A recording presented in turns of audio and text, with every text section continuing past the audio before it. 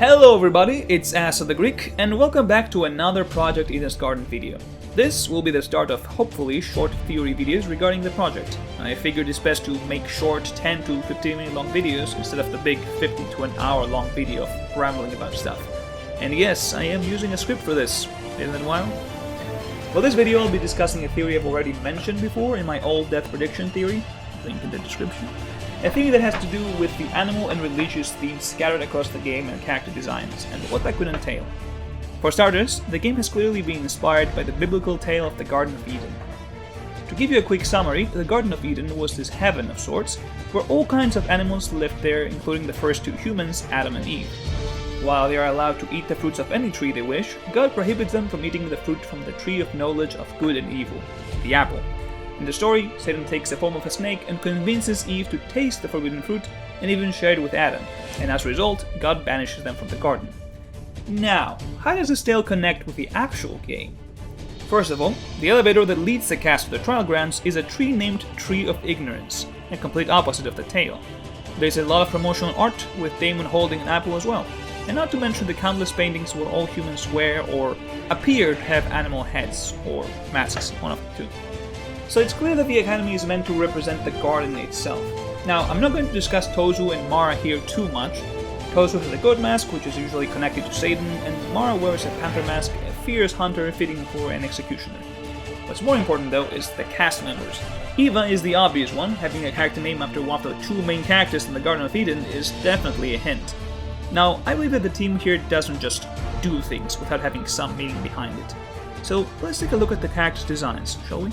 Cassidy has spiderweb leggings, Jean has a dragon tattoo, Grace has a bunny visor, Ingrid has a lion patch, Jed has a coyote logo, or coyote, I don't know, Kai has a butterfly emblem, Wolfgang a sheep pin, Diana has a chameleon bracelet, Mark an alligator beanie, Ulysses an owl feather, Winona has bear footprints, Toshiko has the flamingo design, Eloise has a swan hairpin, Desmond has a shark tooth earring, Eva has a crow badge, and Damon has a snake tie.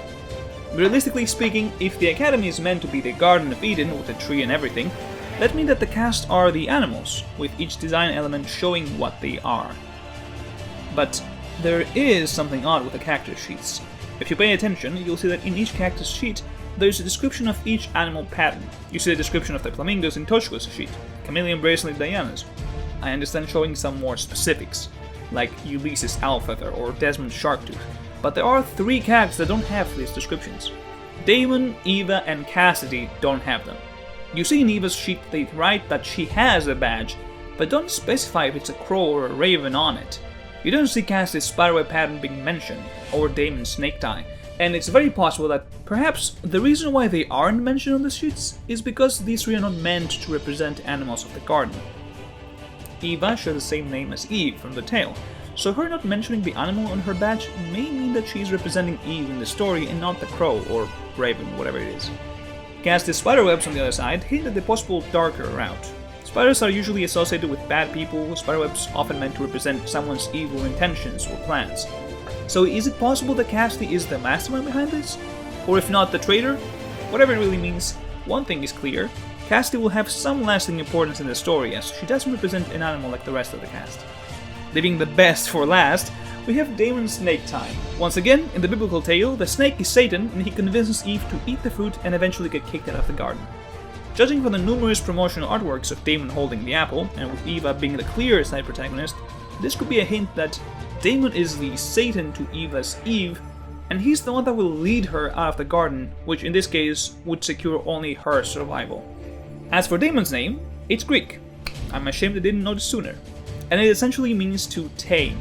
But in the Bible, the name Damon is associated with divine power. So does this mean that Damon is Satan, aka evil? Or perhaps some kind of anti-hero, dabbling in the grey areas which would fit him having references to both good and evil in his character's design and name. I do believe we're looking at an anti-hero personally, but we'll have to wait and see. What do you think of this theory? Am I spouting nonsense? Or am I onto something? Do let me know in the comments and I'll be dropping another theory video very soon. Until then though, do take care and I'll see you next time.